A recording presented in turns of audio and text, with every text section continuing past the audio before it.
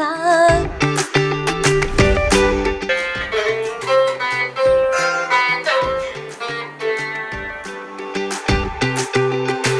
నేను 2015-16 అప్పటి నుంచి అనుకుంటా నన్ను చూసి పెరిగాను నాన్నకు చంపేస్తాను. అంటే ఇంత సక్సెస్ అయిన తర్వాత మీ ఓల్డ్ డేస్ని ఇప్పుడు మేము వచ్చి ఒక హోస్ట్గా వచ్చి అడిగితే గుర్తు తెచ్చుకుంటున్నారా, లేక మీకు ఎప్పుడు గుర్తుంటా ఉంటుందా?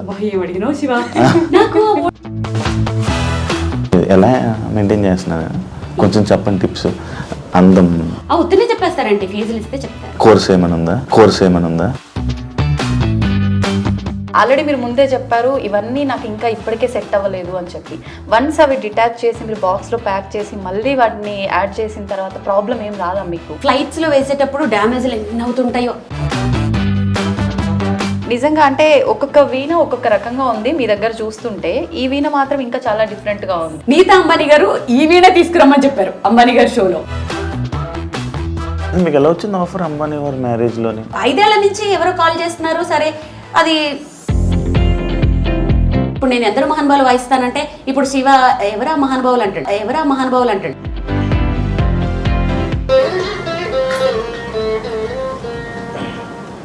అంతసేపు ఆలోచిస్తున్నాడు ఏం పాట అని కాదా, ఇళ్ళ కళ్ళు తిప్పుతున్నాడు.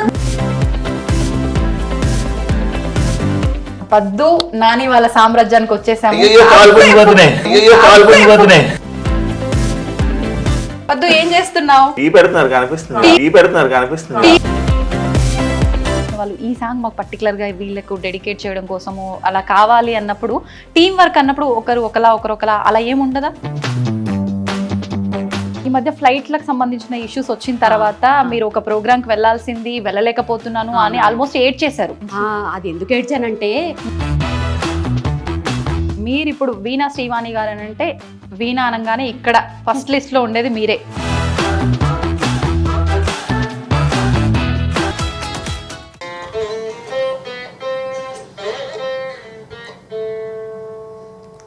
హాయ్ వీణా గారు, ఎలా ఉన్నారు? త్వరగా ఉన్నాను, మీరు ఎలా ఉన్నారు? నేను 2015-16 అప్పటి నుంచి అనుకుంటా. నన్ను చూసి పెరిగాను నాన్నకు.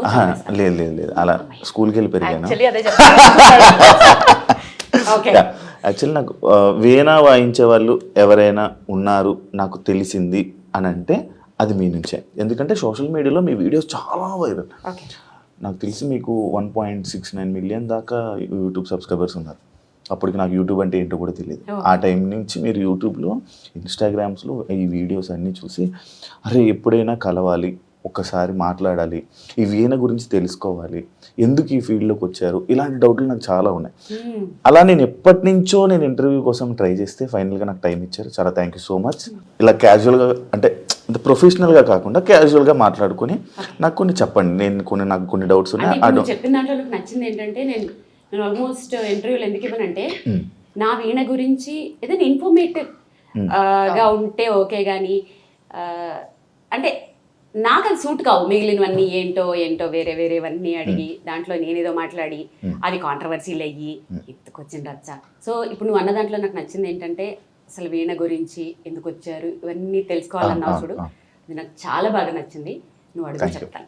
నిజంగా చెప్పాలంటే అసలు వీణ అనే ఒక ఇన్స్ట్రుమెంట్ ఉంది అని తెలియనప్పటి నుంచే చూడడం స్టార్ట్ చేయడం ఒక లెక్క అయితే, మీ పేరు శ్రీవాణి అనేది పక్కన పెట్టి వీణా శ్రీవాణి కదా, మీ పేరే వీణా శ్రీవాణి. అసలు వీణ అంటే ఏంటో తెలీదు, అలా ఫిక్స్ అయిపోయింది చాలా వరకు కూడా. అంటే ఇప్పుడు మీ వల్ల చాలా మందికి వీణ గురించి తెలిసి ఇప్పుడు అందరూ ప్రాక్టీస్ చేసేంత వరకు వచ్చారంటే ఒక రకంగా అది మీ వల్ల, మీ సోషల్ మీడియాలో మీరు అప్డేట్స్ వెంటనే ఇవ్వటం వల్లనే చెప్పొచ్చు.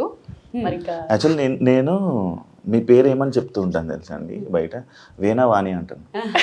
చాలా మంది వీణానే అనేస్తారు, వాణి ఇంకా యాడ్ చేసిన వీణా వాణి గారు అని పిలుస్తా. అండ్ ముందుగా కంగ్రాచులేషన్స్. దేనికి? కారు కొన్నారు కదా, బాయ్ అనిపించుకున్నావు. వీణ నుంచి కారుకి వెళ్ళావా? అంటే ఫస్ట్ అక్కడి నుంచి ఏదైనా ఒక మంచి జరిగినప్పుడు దానికి చెప్పాలి కదా. నాకు కారు కొన్నందుకు కంగ్రాచులేషన్స్ చెప్పకు. మా ఆయన నాకు రీసెంట్ గా సైకిల్ కొన్నారు, దానికి చెప్పు. అదేంటి సైకిల్ ఏంటండి? నా ఫేవరెట్ వెహికల్ సైకిల్ కాబట్టి. అంటే అబ్బా ఇంత ఓవర్ చేయకుండా అనకు. అంటే కార్లు చూసే ఉన్నాం యాక్చువల్లీ.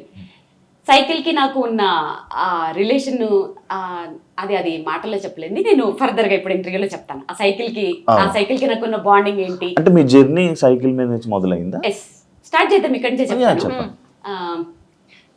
చిన్నప్పటి నుంచి అంటే మేబీ నా ఏజ్ వాళ్ళందరూ కూడా మేబీ నా అలాగే కష్టపడి ఉంటారు. సేమ్ టు సేమ్ ఉంటాయి, కొంచెం డిఫరెన్స్ ఉంటాయి అంతే. మీకు ఎవరు నేను తెలియదు, నాకు తెలిసి దాంట్లో ఒక బాధ ఒక పార్ట్ ఏంటంటే 8th, 9th, 10th రాజమండ్రిలో ఉండే వాళ్ళకి బాగా తెలుస్తుంది. సో 8th క్లాస్లో నేను గవర్నమెంట్ మ్యూజిక్ కాలేజ్లో జాయిన్ అయ్యాను. అందరికంటే చిన్న నేనే అక్కడ. అప్పుడు ఏజ్ లిమిట్ లేదు, మరి ఇప్పుడు ఉందో లేదో తెలియదు. చిన్న అంటే ఎంత?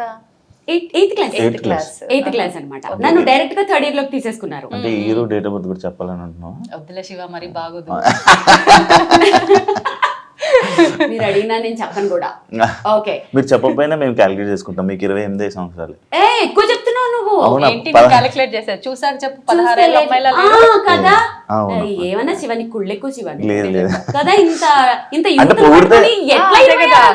అంటే పొగిడితే నేను పొగడాలి కానీ ఈమె ఏంటి బాగోదు కదా. మళ్ళీ 16 అను. 16 అండి. బాగుంది. అబ్బా ఎంత బాగుందో. స్వీట్ 16 అను. మళ్ళీ స్వీట్ కూడా యాడ్ చేయాలా? స్వీట్ మిక్చర్ అన్ని. ఆ ఊహ చాలా బాగుంది. సరే, ఇంకా మనం సైకిల్ దగ్గరికి వెళ్ళిపోదాం. 8th class, 9th class, 10th class లో నేను చాలా ఇండివిజువల్, చాలా స్టబన్, చాలా పట్టుదల. అదేంటో తెలియదు. 5th క్లాస్ నుంచే ఏది మంచి ఏది చెడు, ఏ పని చేస్తే బయట వాళ్ళు తిడతారు, ఏ పని చేస్తే డీసెంట్ గా ఉండాలి, అదేంటో తెలియదు. మేబీ జీన్స్ అనేదాన్ని నేను చాలా బాగా నమ్ముతాను. మా 4 fathers నుంచి ఆ డిగ్నిటీ, ఆ డీసెన్సీ వచ్చిందేమో తెలియదు. సిటీ బస్ ఎక్కేదాన్ని కాదు, ఆ తోసుకుంటూ ఆ రద్దీల్లో వెళ్ళడం. నో, థియేటర్కి వెళ్ళి సినిమా చూసేదాన్ని కాదు. అంటే ఆ రద్దీలు అవి కొంచెం ఇండివిజువల్ గా ఏంటో అదొక డిగ్నిటీ. 8th క్లాస్లో మ్యూజిక్ కాలేజ్లో జాయిన్ చేసిన తర్వాత ఎంత నడకంటే అబ్బా, నాది చూడలేక మా కాలనీలో ఎవరో వాళ్ళ సిస్టర్కి పెళ్ళైపోతే ఒక స్లిమ్ పాతబడిపోయిన సైకిల్ ఇచ్చారు. దాని మీద నేను ఎంత సాధించేసుకున్నానంటే, నా వరకు సాధించడం అంటే ఏదో అనుకునేరు, నా వరకు మార్నింగ్ 6 o'clock లేచేదాన్ని. అక్కడి నుంచి మ్యూజిక్ కాలేజ్ 1/2 kilometer సైకిల్ మీద మళ్ళీ వచ్చేయాలి. మళ్ళీ అక్కడి నుంచి స్కూల్ 1/2 kilometer సైకిల్ వెళ్ళి మళ్ళీ లంచ్కి వచ్చి మళ్ళీ ఈవినింగ్ 4:30కి ఇంట్లో ఉండేదాన్ని. 1/2 an hour లో మళ్ళీ దేవి చౌక్కి వెళ్ళాలి. అక్కడ ఏంటి, city cable anchoring, solo anchor నేను అక్కడ. 2 డైలీ ప్రోగ్రాంలు ఉండేవి. ఏముండదు, లిప్స్టిక్ వేసుకోవాలి, కెమెరా ముందు నిలబడాలి, ఒకటి లెటర్స్ చదవాలి, ఇంకొకటి మీరు కోటింగ్ పాట అనేది ఒకటి ఉండేది. ఆ 2 చదివేసి అన్ని చేసేసుకుని 7:30 వరకల్లా దానివైపేట పార్క్ దగ్గర మా గురువు గారు ఉండేవారు. అక్కడ క్లాస్కి వెళ్ళాలి.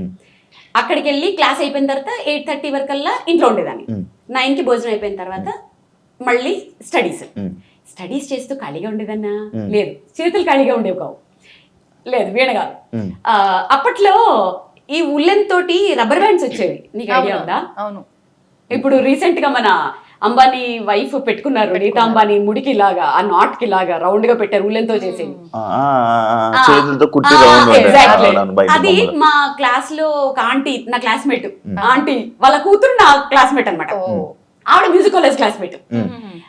ఆమె ఆ పాప నేర్చుకుంటే ఆడుకోవడానికి వెళ్ళేదాన్ని కదా. పాప నేర్చుకుని నాకు ఏదో చిన్న లీడ్ ఇచ్చింది అంతే.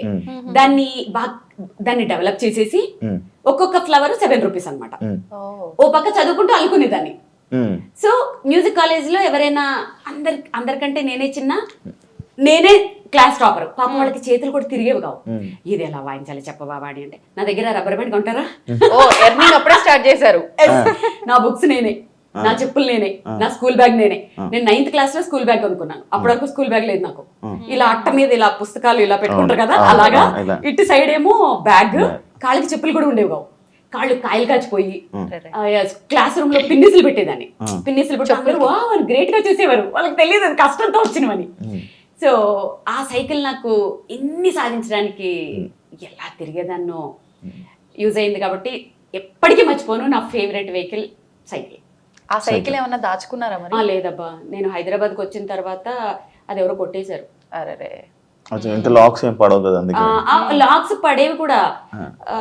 మా బ్రదర్ ఎక్కడికో వేసుకెళ్ళి అక్కడ పెడితే ఎవరో దొబ్బేశారు ఆ సైకిల్.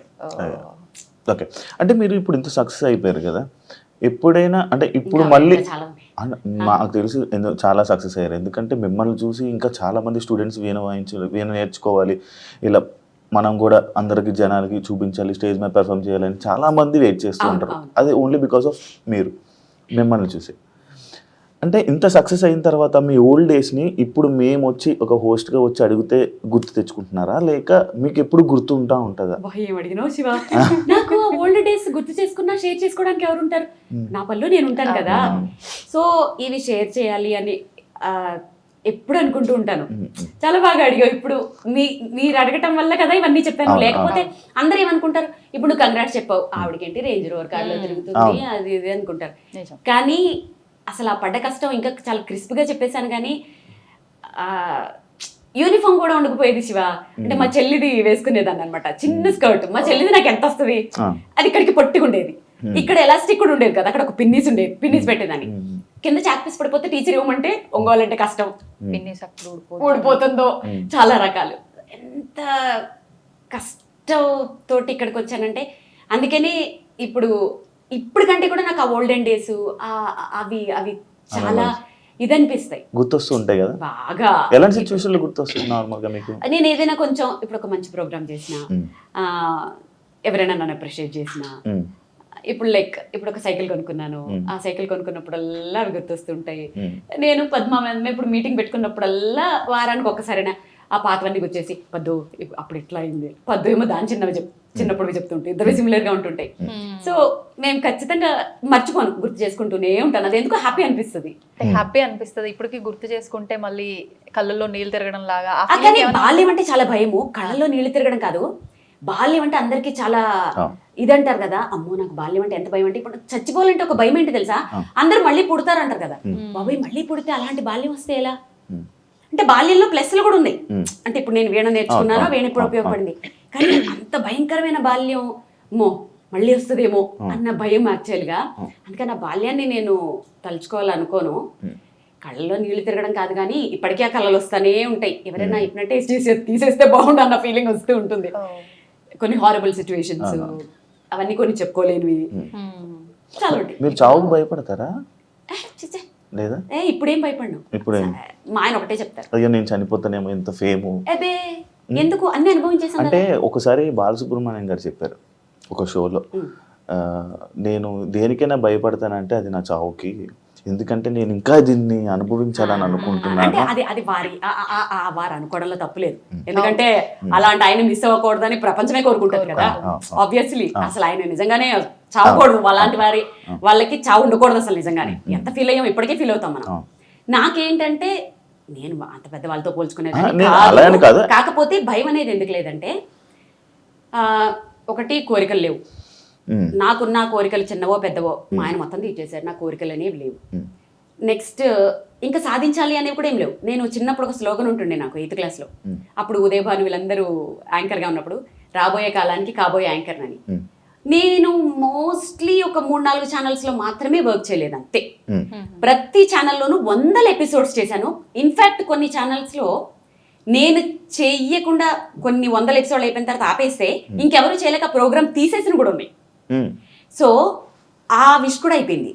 ఇప్పుడు ఇది చాలు. ఇప్పటికీ 10 ఏళ్లలో మ్యాక్సిమము నా వల్ల కావచ్చు, ఇంకెవరి వల్ల అనుకోండి.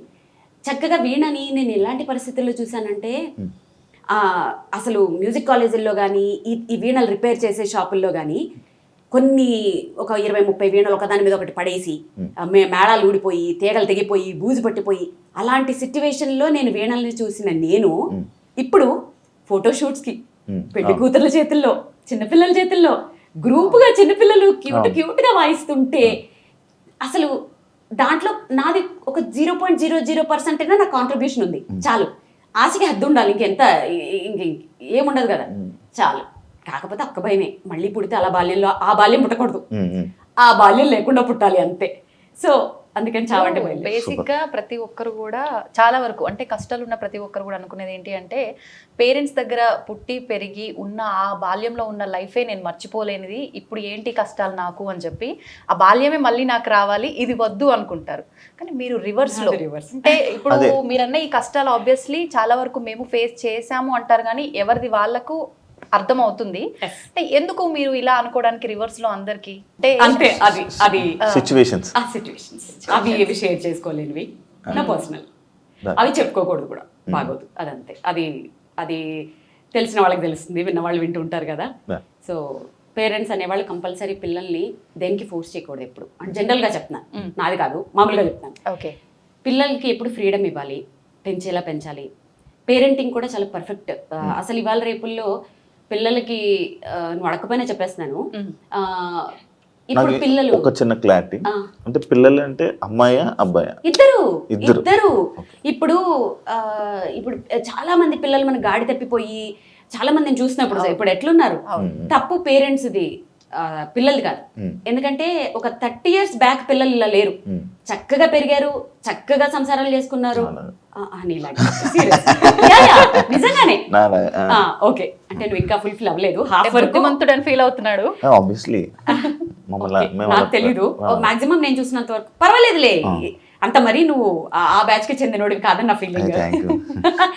సో పిల్లల్ని పెంచడం వరకు ఎట్లా అంటే 30 years బ్యాక్ వరకు పేరెంటింగ్ బాగుంటుండే, చక్కగా పిల్లలకి ఒక భయం ఉంటుండే.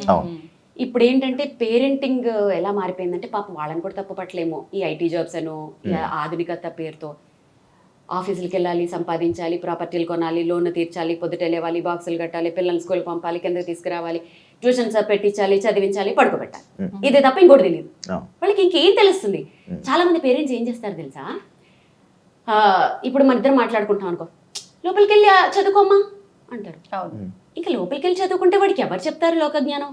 ఒక టిప్పు చెప్పనా, పిల్లల్ని పెంచేటప్పుడు ఏం చేయాలి తెలుసా? Age wise. ఇప్పుడు 2nd class పిల్లడు ఉన్నాడు, వాళ్ళు ఎంత ముదురులు ఉంటారు తెలుసా? వాళ్ళు అక్కడ ఆడుకున్నట్టే ఆడుకుంటారు. మా మమ్మీ వాళ్ళు ఏం మాట్లాడుకుంటున్నారో చెవులన్నీ వీళ్ళ మీదే ఉంటాయి. అప్పుడు ఏం చేయాలి తెలుసా? అవును, మొన్న పిల్లోడిని ఎవరో కిడ్నాప్ చేశారట, కళ్ళు పీకేశారట తెలుసా పాపం, ఆ పిల్లోడు ఇప్పటి వరకు దొరకలేదట. అయినా నా బాబాబు ఎంత బాబాయ్, మా బాబు చాలా మంచోడమ్మా, చాలు అప్రిసియేషన్ చాలు. వాడు 5th classకి వచ్చేంత వరకు దారిలో ఉంటాడు, మళ్ళీ 5th కి ఇంకొకటి వేయాలి, టీనేజ్కి వచ్చాక ఒకటి వేయాలి. అంటే వాళ్ళ గురించి మాట్లాడుకుంటున్నామని తెలియకుండా ఇండైరెక్ట్ గా ఫ్రెండ్స్ తో మాట్లాడుకుంటూ బయట ఏం జరుగుతుంది, సొసైటీ ఏం జరుగుతుంది, ఇలా ఒక పేరెంటింగ్ కూడా ఒక ఆర్ట్. అంతేగాని పిల్లల మీద బతకాలని, పిల్లల సంపాదనల మీద బతకాలని, పిల్లల్ని హెరాస్ చేసే పేరెంట్స్ నాకు చాలా తెలుసు. నిజంగా అది ఆ క్రూయల్టీ అది మారాలి. ఆ పిల్లల సంపాదనల కోసం వాళ్ళని టార్చర్లు పెట్టి, ఆడపిల్లలు అయితే మరి. అంటే ఇప్పుడు మరి స్కూల్స్ లో కూడా అలాగే చదివిస్తున్నారు కదా పిల్లల్ని, నువ్వు జాబ్ చేయాలి, నువ్వు ఏదో చేయాలి, వాళ్ళు సైకిక్ అయిపోతున్నారు. సో ఎంతమందికి ఇప్పుడు 10th class పిల్లలకి 10 into 10 అడిగితే టక్కుమని ఎంతమంది చెప్తారు శివ? 10 into 10 ఎక్కువద్దు, ఎంతమంది చెప్తారు? 10 into 10 అది జస్ట్ చెప్పాను. సో చదివే కాదు, యాక్చువల్గా వాళ్ళకి లోక జ్ఞానంతో పాటు చదువు కూడా ఉంటే బాగుంటుంది. అండ్ వీణా గారిని నేను చూస్తున్నప్పుడు, అంటే ఇప్పుడు ప్రెజెంట్ ఉన్న సోషల్ మీడియాలో చూస్తున్నప్పుడు, మిమ్మల్ని చూస్తున్నప్పుడు ప్రత్యేకంగా చాలా ట్రెడిషనల్గా ఉంటారు. ఎప్పుడు మిమ్మల్ని ట్రెడిషనల్ వేలోనే అసలు చాలా చక్కగా ఉంటారు, నిండుగా చాలా మంచిగా అనిపిస్తుంది. అంటే అది ఏమో తెలీదు, ఇప్పుడు చాలామంది అబ్బాయిలకు కూడా ఇలా ట్రెడిషనల్గా ఉంటే నచ్చుతూ ఉంటారు. అలానే మిమ్మల్ని చూసినప్పుడు నాకు ఆ ట్రెడిషన్ నచ్చుతుంటుంది. అంటే మీ దగ్గర అంత డబ్బు ఉంది, మీరు పెద్ద ఫేమ్లో ఉన్నారు, అంటే బయటికి వెళ్ళేటప్పుడు కూడా మీరు చూపించుకోవచ్చు, బట్ మీరు అలా ఉండరు. అసలు ఆ డబ్బుని ఏమి మీరు వాడరు, అసలు ఆ లైఫ్ వేరు, ఆ డబ్బు లైఫ్ వేరు, అదేం లేదు, చాలా సింపుల్గా కూల్గా ఉంటుంటారు. అంటే దానికి రీజన్ ఏంటి? అంటే మీ లైఫ్ స్టైలా? లైఫ్ స్టైల్ ఒకటి అంతే. మోస్ట్లీ ఏంటంటే అది ఏంటో శివ, ఇద్దరం కూడా అంతే, నేను మా ఆయన నా కూతురు కూడా అంతే. ఏదో ఎప్పుడు అది నిజమే నువ్వు చెప్పినట్లు ఏమి అది ఎంతసేపు ఏదైనా సాధించాలి, నా చుట్టూ ఉండే వాళ్ళని బాగా చూసుకోవాలి, ఇంకా లైఫ్లో ముందుకెళ్ళాలి, మేము ఏదైనా పట్టుకుంటే అది దాన్ని సాధించే వరకు నిద్రపోకూడదు అనే ఉంటుంది తప్ప నిజంగానే ఏమో అది చూపించాలి అని ఎప్పుడు అనిపించలేదు. మధ్యలో ఏదో చూపిస్తూ ఉంటాను, ఏవో చిన్న బ్యాగులు అవన్నీ కొంచెం నీడెడ్ కాబట్టి అంతే. ఎలా పడితే అలా వెళ్ళిపోతూనే ఉంటాను. అంటే ఆడంబరం డబ్బులో ఏవో నాకు అసలు అదే ఉండదు, అలా వెళ్ళిపోతూనే ఉంటాను. ట్రెడిషన్ కోసం ట్రెడిషన్ అనేది నేను పుట్టి పెరిగిన అదే అనుకో వాతావరణం, మేబీ మాదొక అగ్రహారం. ఇక్కడ ఒకటి చెప్పిన, పాయసంలో చిన్న జీడిపప్పు వస్తే అర్ధగంట సేపు నోట్లో నానబెట్టుకొని తిన్న రోజులు నాకు తెలుసు. సంవత్సరంలో పండక్కి కొన్న ఒక్కటే డ్రెస్సు సంవత్సరం అంతా దాచుకొని వేసుకున్న రోజులు నాకు తెలుసు. ఎప్పుడు పండగ వస్తుందా, పిండి వంటలు వండుకుందామా అని ఆ పిండి వంటల్ని కొంచెం కొంచెం కొంచెం కొంచెం ఎక్కడైపోతాయో అని ఎక్కువ రోజులు దాచుకొని తిన్న రోజులు నాకు తెలుసు. రిక్షాలోనో ఆర్టీసీ బస్సులోనో ఎక్కుతూ ఫ్లైట్ ఎక్కిన ఫీలింగ్ ఆనందపడిన మనుషులు ఉన్న రోజులు నాకు తెలుసు. నాన్న ఎక్కడ కష్టపడతాడో అని అరిగిపోయిన పెన్సిల్కి పెన్ని క్యాప్ పెట్టి రాసుకున్న రోజులు నాకు తెలుసు. అమ్మ పడుతున్న కష్టానికి ఆ చిన్ని చేతులతో పనులు చేసిన రోజులు నాకు తెలుసు. మనకేముందో ఆ తృప్తితో పక్క వాళ్ళకు ఉండేదాన్ని చూసి ఆనందిస్తూ ఒక ఫంక్షన్కి వెళ్ళి మనుషుల కోసమే, ఆడంబరాలు కాకుండా మనుషుల కోసమే వెళ్ళిన ఆ మనుషులు ఉన్న రోజులు నాకు తెలుసు. సాయంత్రం ఒక అరగంట వచ్చే ఆ తెలుగు ప్రోగ్రాం కోసం మార్నింగ్ అంతా ఆ టీవీల కోసం ఎదురు చూసిన మనుషులు నాకు తెలుసు. దూరదర్శన్, డిడి దూరదర్శన్, ఇలాంటి రోజులన్నీ నాకు తెలుసు. అలాంటి రోజుల నుంచి నేను వచ్చాను. ఇప్పుడు సమాజం అలా లేదు. ఎందుకంటే సమాజానికి అన్ని ఎక్కువైపోయి, అంటే మొహమ్మొత్తే అంత ఎక్కువైపోయి ఇవన్నీ. దానివల్ల ఏంటంటే జనాలు ఎటు పోవాలో తెలియక, ఏం చేయాలో తెలియక, అటు షో ఆఫ్లు చేసుకోవాలా, పక్క వాళ్ళని చూసి ఇమిటేట్ చేసి బాధపడి డిప్రెషన్లోకి వెళ్ళాలా, లైఫ్ని పాడు చేసుకోవాలా. అసలు అంటే అంటే ఒక రోజు చూసింది రెండో రోజు బోర్ కొట్టేస్తుంది. అది తల్లా చెల్లా భర్త పెళ్ళమా ఏం తెలియట్లేదు. ఒకరోజే ఏదైనా సినిమాలా పాటలా ఏదైనా. సో నేను అప్పుడు పెరిగిన దాన్ని కాబట్టి నా మోరల్స్ ఎథిక్స్ నాకు తెలుసు కాబట్టి దేన్ని చూసి అనేసుకుని అవన్నీ ఉండవు. గ్రౌండెడ్గానే ఉంటాను. కానీ మీరు అప్పట్లో అంటున్నారు, కానీ మీరు ఇప్పుడు చెప్పినవన్నీ నేను చేశాను. ఆ పెన్కి క్యాప్ పెట్టి ముళ్ళు ముందు నుంచి వచ్చి రాశాను. సేమ్ ఏజ్ కదా. ఏమో నేను అది చేసా. ఇంకొకటి ఇంకా ఏవో ఉన్నాయి, కొన్ని ఉన్నాయి. అవన్నీ నువ్వు చేసిన దాంట్లో మేబీ మళ్ళీ కవర్, షాపింగ్ మాల్ కవర్స్ లోని బుక్స్, ఎగ్జాక్ట్లీ అవన్నీ అల్లరి చిల్లర చేస్తలు అయి ఉంటాయి. కాదు నేను అవి చాలా బాగుండేది తెలుసు అప్పుడు నిజంగా. అప్పట్లో స్కూల్ బ్యాగులు అంటే అబ్బా అంటుండే, స్కూల్ బ్యాగ్ లా పాడా చెయ్యనొప్పటి ఎక్స్చేంజ్ మళ్ళీ ఇది ఇటు ఆపి హవాయి చెప్పులు, పారగాన్ చెప్పులు, పిన్నిస్ కింద నుంచి షూకి బొట్టలు దగ్గర కన్నం ఉండేది. మరి మా నాన్న షూ ఇంకా కొంచెం రిచ్ శివా, మాకు షూలు సాక్స్ లేవు. అంటే స్కూల్ కి అది మ్యాండేటరీ కదా ఆ టైంలో, మాకు షూలు లేవు కాబట్టి. సో ఇంకా నువ్వు కొత్త బట్టలు కూడా ఇప్పుడు రేర్ గా చూస్తుంటావు. చిన్నప్పుడు ఇంత ఇప్పుడు చాలా రేరు. సంక్రాంతికి ఒకటే షర్ట్, ఎన్నో ఫోటోషూట్ లో అదే షర్ట్ ఉండేది. ఇవన్నీ చూస్తుంటే ఏం కామెడీ, నా ఏజ్ కూడా అంత పెరిగిపోయిందా అని ఆలోచిస్తున్నా. నువ్వే చెప్పుకుంటున్నావు నిజంగా. జస్ట్ జోక్ చేశాను.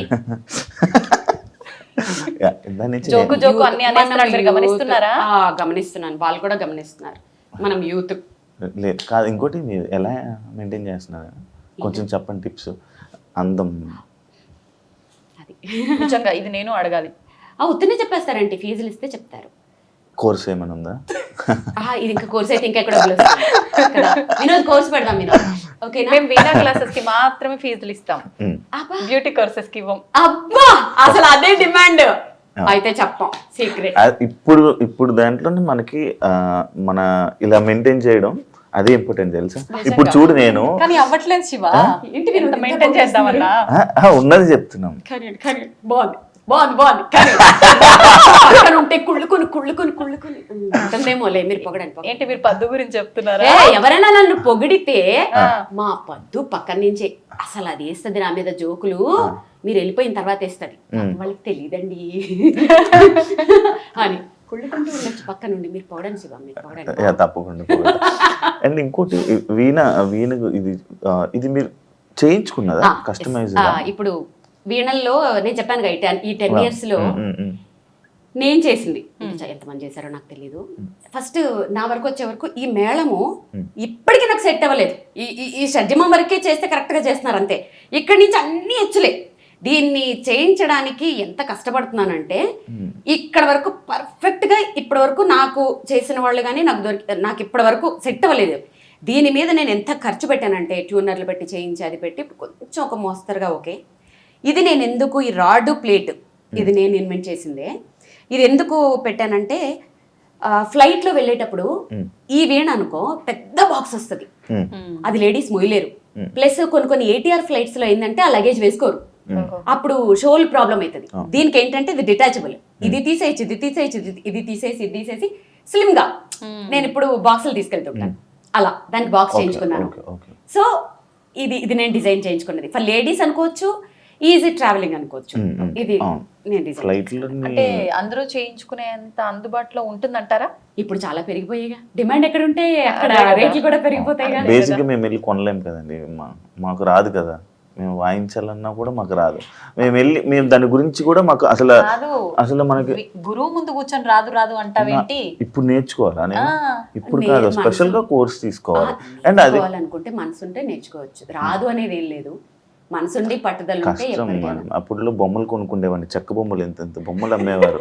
అందరే చెప్పేస్తున్నాడు ఇంట్రెస్ట్ లేదు వద్దులే. ఓకే, కష్టం ఏదైనా, అది ఇప్పుడు అంటే అది అయ్యే పని కాదు. అలా అనుకులే, చాలా మంది ఇప్పుడు స్టార్ట్ చేసి ఇంట్రెస్ట్ తో ముందుకు వచ్చే వాళ్ళు చాలా ఉంటారు. 50 అబౌవ్ వాళ్ళు కూడా మోకాళ్ళ నొప్పులు వచ్చినా సోఫాలో కూర్చొని ఇక్కడ స్టూల్ పెట్టుకుని వాయించుకుంటున్నారు. వీణ అని టైప్ చేయి యూట్యూబ్ లో, పాత వీణలు నాకు మెసేజ్లు పెడుతుంటారు కదా, మీ వీణలు చూసి నేను చిన్నప్పుడు నేర్చుకున్నాను, వీణ మళ్ళీ తీశాను, వాయించుకుంటున్నాను అని. నేర్చుకునే వాళ్ళు కూడా ఉన్నారు 60s లో కూడా. సో మనసుంటే మార్గం ఉంటుంది, నీకు ఇంట్రెస్ట్ లేదు. నాకు మనసు ఉంది, కాకపోతే ఇప్పుడు చాలా మనసు బయట బోల్డ్ ఉంది కదా. అంత ఎక్కువ కష్టపెట్టకలేని మనసుని అర్థమైంది. మీరు చెప్పిన దాన్ని బట్టి ఎక్కడికక్కడికి ఇది డిటాచ్ అన్నారు. ఆల్రెడీ మీరు ముందే చెప్పారు ఇవన్నీ నాకు ఇంకా ఇప్పటికే సెట్ అవ్వలేదు అని చెప్పి. వన్స్ అవి డిటాచ్ చేసి మీరు బాక్స్లో ప్యాక్ చేసి మళ్ళీ వాటిని యాడ్ చేసిన తర్వాత ప్రాబ్లం ఏం రాదా మీకు? లేదు, ఇవి ప్రాబ్లం రాదు. కానీ ఫ్లైట్స్లో వేసేటప్పుడు డ్యామేజ్లు ఎన్ని అవుతుంటాయో. ఒకసారి ఇలాంటిది ఒకటి పెద్దది, అంటే మన సరస్వతి వీణ, ఇది మధుర వీణ, అది దుబాయ్కి తీసుకెళ్తే ఈ కుండని ఇక్కడికి 2 ముక్కలు చేశారు, అది క్రాక్ అయిపోయి. లైఫ్లో నేను నా చేతుల్లో నా వీణ అలా అవుతుంది అని ఊహించుకోలేదు. ఎక్కి ఏడుపనమాట. కాకపోతే బ్యాక్ టు బ్యాక్ 2 షోలు దుబాయ్లో. అసలు నాదల్లో తేడా రాలేదు, ఏం రాలేదు కాబట్టి చేసుకుని వచ్చేసాను. సో ఏమనలే, మా ఫ్లైట్లో వాళ్ళని చాలా డ్యామేజ్లు అవుతుంటాయి. పరిస్థితి ఏంటి అంటే ఎక్స్ట్రా తీసుకెళ్తారా? లేదు, ఆమ్స్టర్డామ్కి వెళ్ళినప్పుడు మాత్రం 2 వీణలు తీసుకెళ్ళాను. ఎందుకంటే ఆమ్స్టర్డామ్ అంటే ఇంకా అసలు అది కష్టం కదా. కాకపోతే ఏం డ్యామేజ్ అవ్వలేదు. కొన్ని అవుట్ ఆఫ్ అంటే కంట్రీస్కి వెళ్ళినప్పుడు మాత్రం 2 వీణలు క్యారీ చేయటం, దాని తర్వాత బాగా అలవాటు అయిపోయింది. డిఫరెంట్ వుడ్ లా ఉంది నాకు. అది పనసకరతో చేస్తారు, ఇది కొంచెం పనసకర కాదు. నా వీణలు నేను తయారు చేయించుకున్న వీణలన్నీ ఒరిజినల్ పనసకరతో చేయించుకుంటాను. అంటే బేసిక్ గా వీణలు పనసకరతో చేయాలా? అయితే ఇప్పుడు మన పక్కన ఈ వీణ గురించి మాట్లాడుకుందాం ఒకసారి. నిజంగా అంటే ఒక్కొక్క వీణ ఒక్కొక్క రకంగా ఉంది. మీ దగ్గర చూస్తుంటే ఈ వీణ మాత్రం ఇంకా చాలా డిఫరెంట్ గా ఉంది. పెయింటింగ్ అంతా కూడా కనిపిస్తుంది. నాకే ఇప్పుడు టెస్ట్ మోస్ట్లీ కాస్ట్ రివీల్ చేయొద్దు కానీ ఆర్టిస్ట్ పేరు చెప్తే అంటే పెయింటింగ్స్ ఆర్ట్స్ గురించి ఇంట్రెస్ట్ ఉండే వాళ్ళు ఈజీగా గెస్ట్ చేసేస్తారు. ఇది చేసింది రమేష్ గోర్జాల, ఫేమస్ కలంకారీ ఆర్టిస్ట్. నాకు ఈ వీణని నా క్లోజ్ ఫ్రెండ్ శ్రీమతి హరిత గారు IAS నాకు గిఫ్ట్ చేశారనమాట. ఆవిడ 3 నెలలు దాని మీద కూర్చొని, ఆవిడ చాలా మంచి ఆర్టిస్ట్, ఆవిడ ఒక మంచి అంటే కళలు అంటే ఆవిడ చాలా ఇష్టం. 3 నెలలు తెలుసా అసలు ఎక్కడ ఏది కావాలి, ఎలా కావాలి, ఇంచు టు ఇంచు నాకు ప్రజెంట్ చేయాలని చెప్పి ఆవిడ పడ్డ కష్టము. అందుకనే దీన్ని నేను అసలు ఒక ప్రెషియస్ అప్రూపంగా చూసుకుంటాను నేను. ఇంకొకటి తెలుసా, నీతా అంబానీ గారు ఈ వీణ తీసుకురమ్మని చెప్పారు అంబానీ గారి షోలో. నేను చెప్పాను నా వల్ల కాదు, ఫ్లైట్ లో నేను తీసుకురాను, రిస్క్ చేయనంటే. యాక్చువల్లీ ఈ వీణతోటి ఆంటిల్లాలో ఫస్ట్ ప్లాన్ ఏంటంటే ఆంటిల్లాలో నా ప్రోగ్రామ్ ఉండే, ఈ వీణకి అరేంజ్ చేస్తామని చెప్పారు. అదంతా అయిపోయింది. తర్వాత అది యాంటిల్లా నుంచి మ్యారేజ్ డేకి పోస్ట్ అదే ఇదైపోయింది, మారిపోయింది. అప్పుడు ఈ వీణ తీసుకెళ్ళిపోయాను. మీకు ఎలా వచ్చింది ఆఫర్ అంబానీ వారి మ్యారేజ్ లోని? ఏమో వాళ్ళ కోఆర్డినేటర్ 5 ఏళ్ల నుంచి ఎవరో కాల్ చేస్తున్నారు. సరే అది అలా అనుకోలేదు. నేను చెప్పినవన్నీ వాళ్ళకి నేను ఎక్కడ కొంచెం కాంప్రమైజ్ అవ్వను. ఫోన్ చేసి మేము సాంగ్స్ లిస్ట్ ఇస్తాం అది వాయించాలి అని అంటే ఆమెకు చెప్పాను. ఆ ఆర్గనైజర్ ఎవరైతే ఉంటారో, ఒక ఆర్టిస్ట్కి ఎప్పుడైనా ఫోన్ చేసినప్పుడు మీకేం కావాలో వాయించొద్దు, ఆర్టిస్ట్కి నచ్చింది వాయించిపించుకోండి, అప్పుడు అవుట్పుట్ బాగుంటుంది. వాళ్ళు ఏం బాగా వాయించగలరు, వాళ్ళు ఏం బాగా పర్ఫామ్ చేయగలరు వాళ్ళకి తెలుసు, మీరు డిమాండ్ చేయకూడదు. అలా నేను చేయను అని చెప్పి కొన్నిసార్లు రిజెక్ట్ చేశాను. కొన్ని ఏదో ఎక్కడో బయట అంటే అలా రిజెక్ట్ చేశాను. 5 years నుంచి కాల్స్ వస్తూనే ఉన్నాయి. ఈసారి ఖచ్చితంగా నీతా అంబానీ గారే ఇన్వాల్వ్ అయ్యి ఆవిడ నా వీడియోస్ చూసి నా అటైర్ కూడా ఎలా ఉండాలి అని ఎగ్జాక్ట్ గా నాకు అప్పుడు అనిపించింది "అబ్బా, ఇంత టైం ఎక్కడ ఉంటుంది అసలు ఇంత పర్ఫెక్షన్ ఏంటి అంత పెద్ద పెళ్లిలో ఇలాంటి విషయాలు కూడా స్పెసిఫిక్ గా చూస్తారా అసలు వాళ్ళే చూస్తారు మేడం. నిజంగా ఏంటి ముందు రోజు నేను రిహార్సల్కి వెళ్తే తెల్లవారుజామున 3 వరకు అక్కడ ఉంటారట, మళ్ళీ మధ్యాహ్నం వచ్చేసారు ఫ్యామిలీ. నీతా అంబానీ గారు ఒక కుర్తా వేసుకొని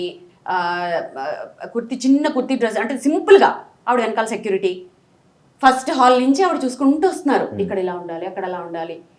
అనంత్ అంబానీ డాన్స్ కూడా ఆవిడే చూపిస్తున్నారు. నోను హిందీలో మాట్లాడుతున్నారు, ఇంగ్లీష్లోనూ దూరంగా ఉన్నా నాకు వినపడలేదు, నువ్వు మళ్ళీ రావాలి ఇక్కడ చిన్న మిస్టేక్ వచ్చిందని, అది కూడా ఆవిడే చూసుకుంటూ అబ్బా ఎంత కష్టపడ్డారో నిజంగా. అబ్బో అవే అంత పర్టికులర్ గా చూసుకుంటారు, అంత కమిట్మెంట్ అంత పర్ఫెక్షన్ ఉంటుంది కాబట్టే ఎవరైనా హై పొజిషన్స్ లో ఉంటారు అని నేను నమ్ముతాను. ఇప్పుడు మీరు అన్నట్లు అంటే వాళ్ళు చెప్పినవి చేయొద్దు, ఆర్టిస్ట్కి నచ్చినవి చేపిస్తే అవుట్పుట్ బాగుంటుంది. ఇది నిజంగా వాస్తవం అనిపించింది మీరు చెప్పిన తర్వాత.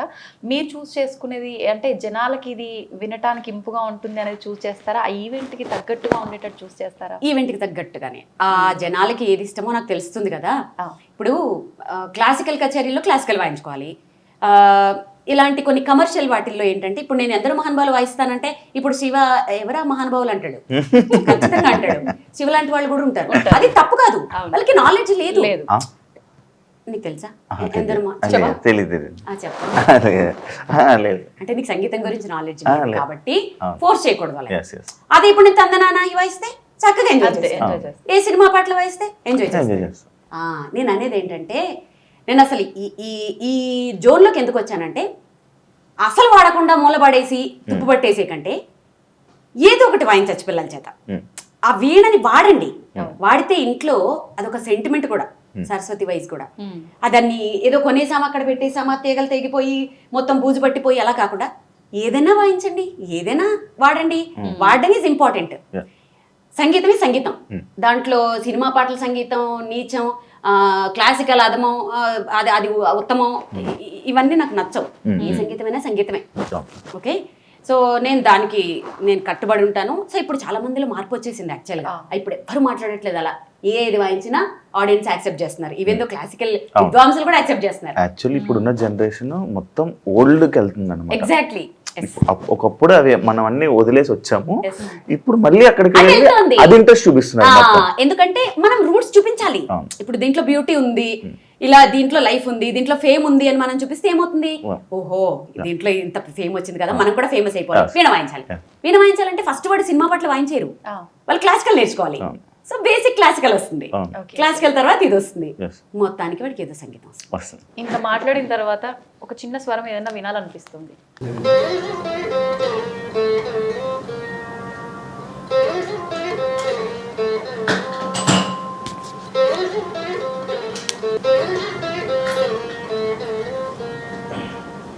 అంతసేపు ఆలోచిస్తున్నాడు ఏం పాట అని కాదా, ఇళ్ళ కళ్ళు తిప్పుతున్నాడు, కథకళి డాన్స్ చేస్తున్నాడు. చూస్తున్నా బాగుంది అంటే ఎలా చేస్తున్నారు అని. ఫస్ట్ ఇల్లు నువ్వు పాట చెప్తే ఒక అద్భుతమైన కాఫీ ఇస్తా. కాదు, ఇది తెలిసిన సాంగ్, తెలుగు సాంగ్. అదే పాట తెలిసిందే. వచ్చేస్తుంది శివ, చెప్పు.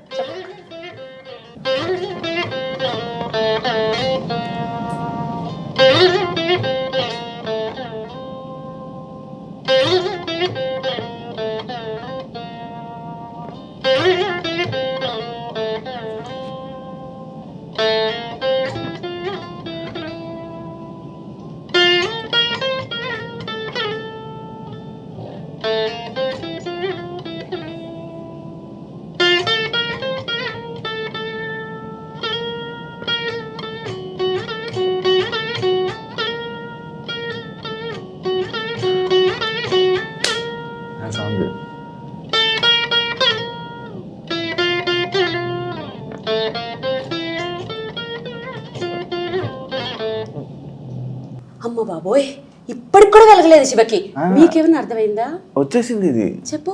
సాంగ్ రావట్లేదు.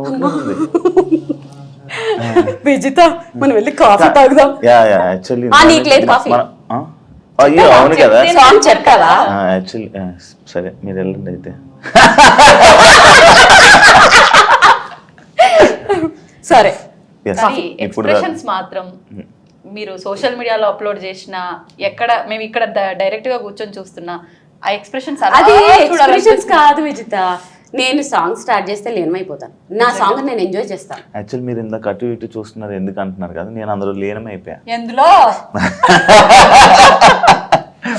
యాక్చువల్లీ బాగా కవర్ చేసావు శివ, అదే అదే సాంగ్ ఇది అంట. బాగా కవర్ చేసావు శివ. యాక్చువల్లీ మనం క్యాజువల్ టాక్స్ అనుకున్నాము, చాలా సీరియస్గా ఇప్పుడు దాకా నడిపిస్తాం కాబట్టి ఇప్పుడు మనం కాఫీ తాగి కాసేపు ఈ సరౌండింగ్స్లో ఉన్న కొన్ని వాటి గురించి, ఆ అవార్డ్స్ గురించి, వాటి గురించి మాట్లాడుకుని క్యాజువల్ టాక్స్ చేసుకున్నాం. సరే, కాఫీ అంటే మనం కిచెన్ పద్మ దగ్గరికి వెళ్ళాలి. Yes, మా పద్దు డార్లింగ్ ఎక్కడున్నారా అని వెయిట్ చేస్తాం.